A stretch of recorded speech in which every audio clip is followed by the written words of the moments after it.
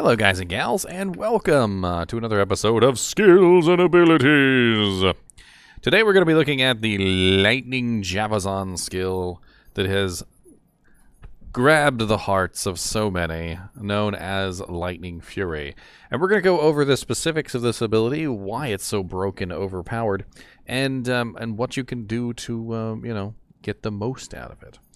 So Lightning Fury is not really that high on the sheet damage. So when you look at Lightning Fury on the sheet, it doesn't really seem like that much. 1 to 3,605? Who cares? That's not really good damage. Wah. But the sheet damage lies to you. It is a lie. It is a bold-faced lie that lies to your very soul and looks you straight in the eye and lies to you, okay? Don't pay attention to the sheet damage on Lightning Fury. So many people will tell me, they're like, but the sheet damage only says it's 1 to 3,605. Like, I don't care, okay? The sheet damage is a liar, all right?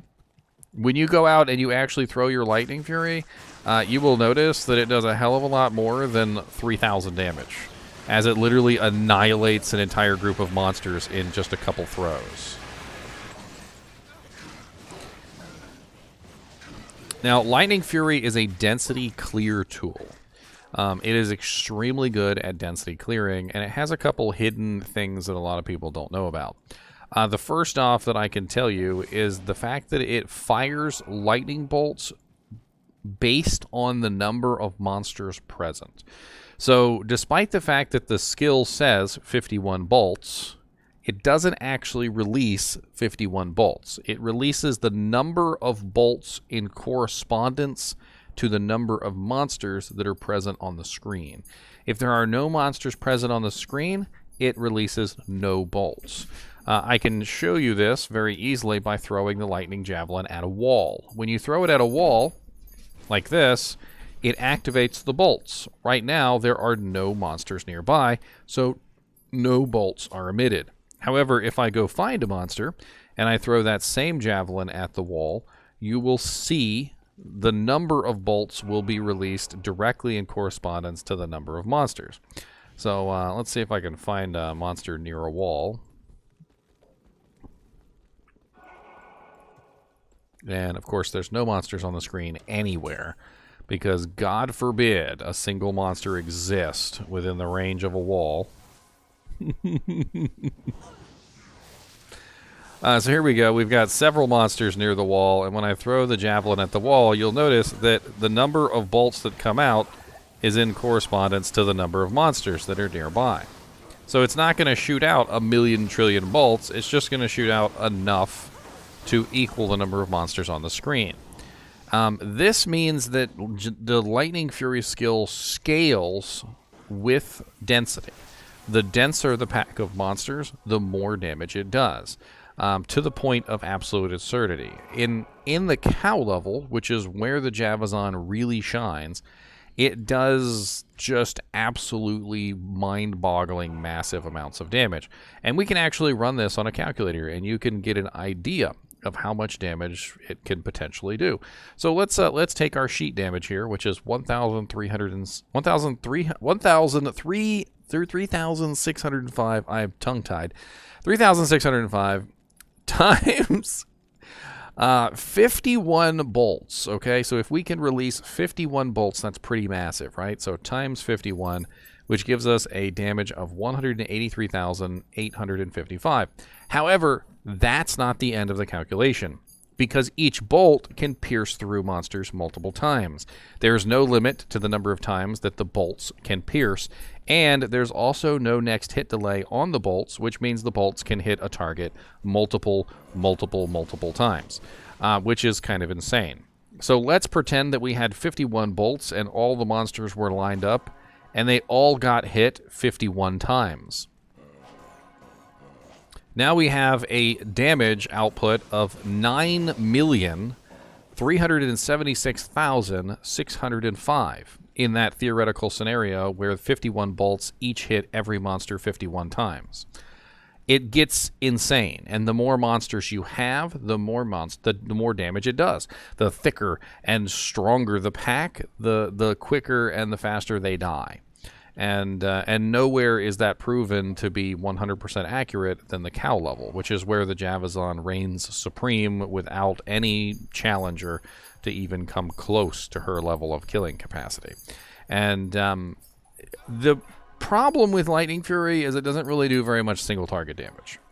But Lightning Fury is also accompanied by a synergy skill called Charge Strike, which is exceptionally good at single target damage.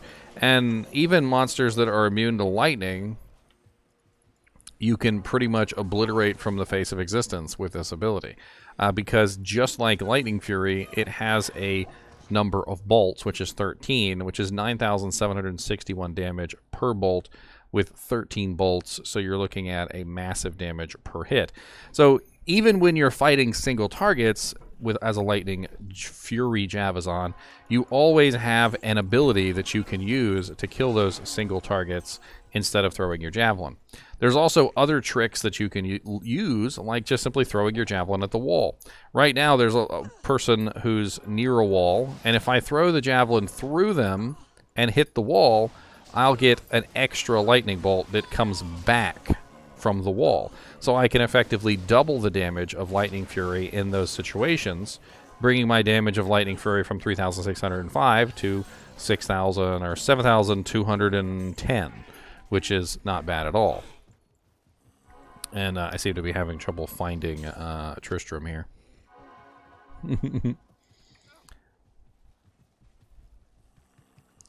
Tristram.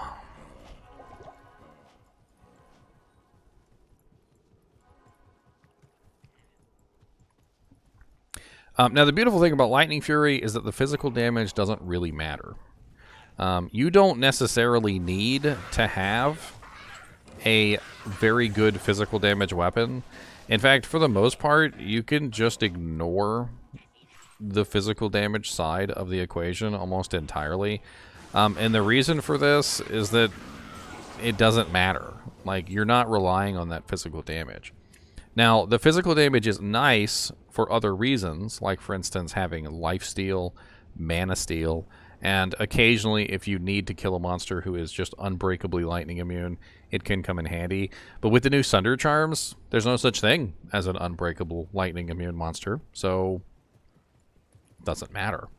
So when you go into the cow level, and even when you find the Cow King, and you're rocking your new Sunder Charm, you're gonna have a really easy time murderizing the Cow King these days.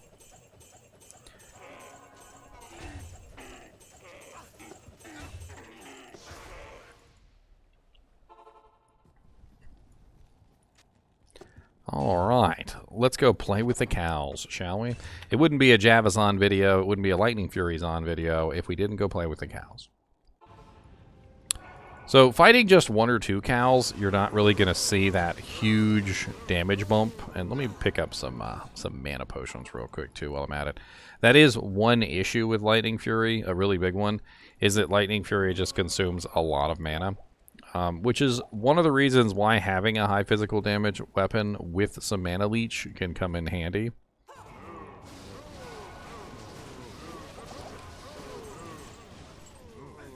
Now, the key to fighting the cows with the Lightning Fury Zon is to corral them.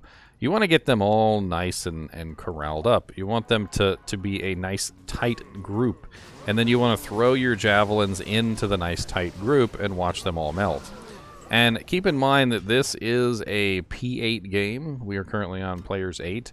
And she can demolish the P8 cows with relative ease, even without the Infinity Merc.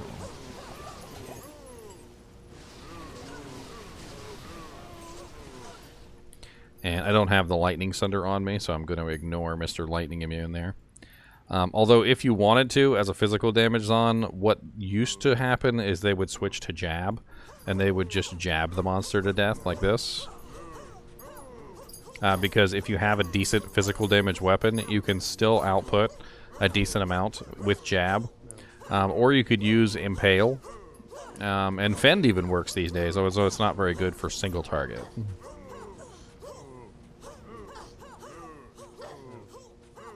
But honestly, these days, with the addition of the Lightning Sunder Charms, there's really no need to go with a physical damage build, unless you just want to get your mana back.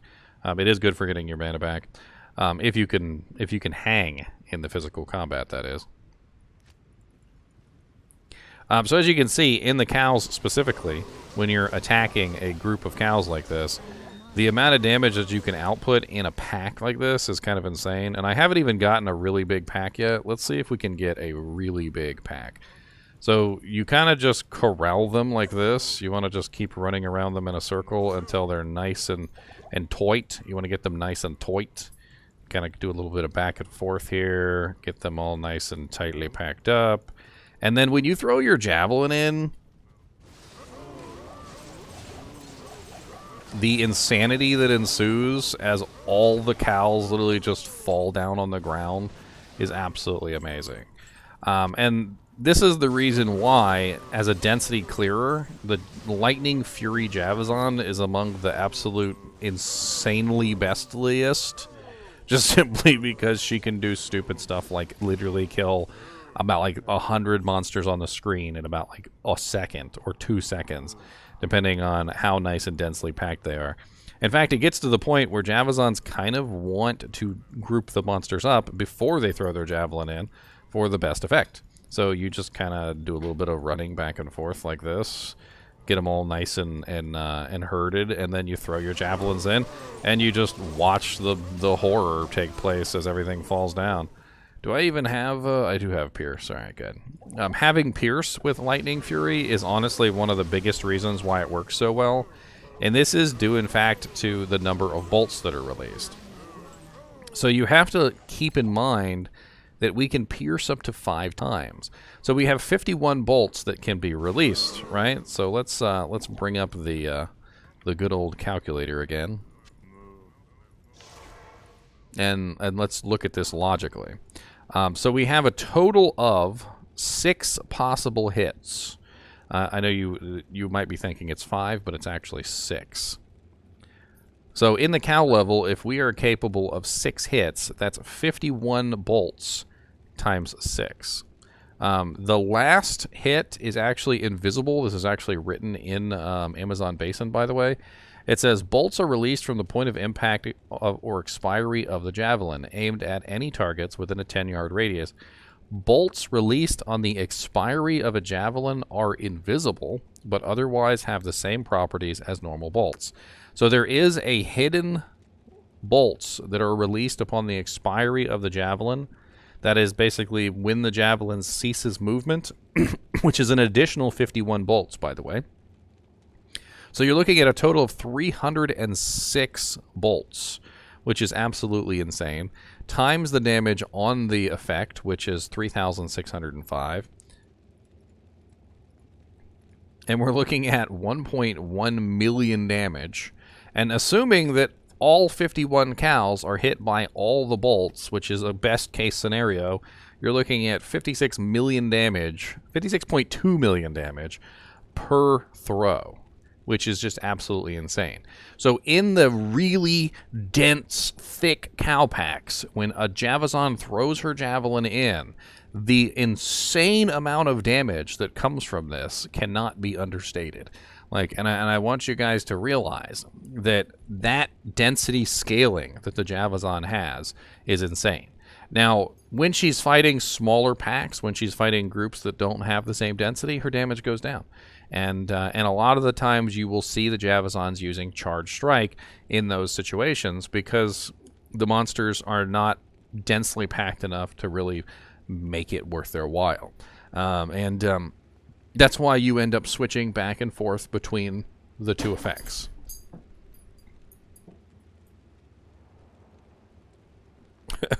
Dog just jumped up like something bit him. What ring did I get? It's terrible. It's terrible. There's really not a lot more to go over with this. Attack rating doesn't matter too much in terms of the bolts, but like I said, if you are interested in actually getting the physical damage hit to seal life and to steal mana back, you do want to worry a little bit about attack rating. The problem is, though, is it doesn't really show you what your attack rating is, because I guess technically it doesn't matter, but it does actually matter.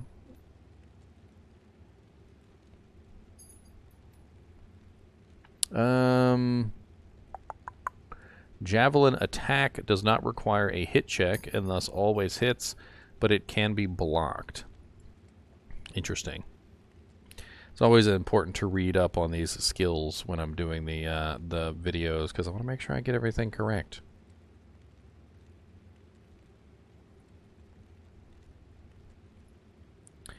And of course, the lightning bolts can pierce, but they do disappear when they hit a hard target. So if they hit a wall, if they hit a tree, if they hit anything like a pillar or something like that that is considered a hard object, the lightning bolts will cease. Which is another reason why the cow level just tends to be one of the best places for this particular kind of a build. And it's just simply because there's like hardly any objects around here to break the attacks.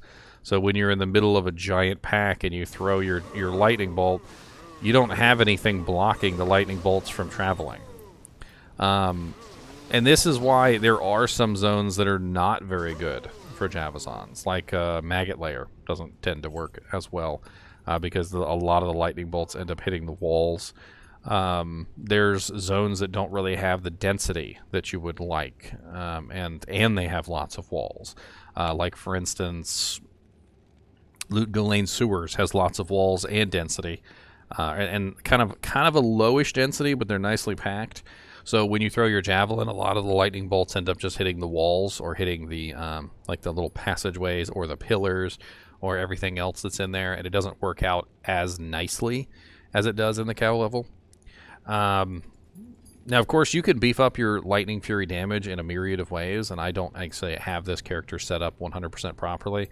Obviously, you could be using a Lightning Sunder, which is definitely something that is going to help you out immensely. Griffin's Eye Diadem, which would go on your head, is a very, very nice lightning damage and negative lightning resistance helmet. You could also be using T-Strokes instead of Titan's Revenge. T-Strokes is a very nice negative resistance. It has negative 15% resistance on it, and very, very, very nice as far as the damage output goes.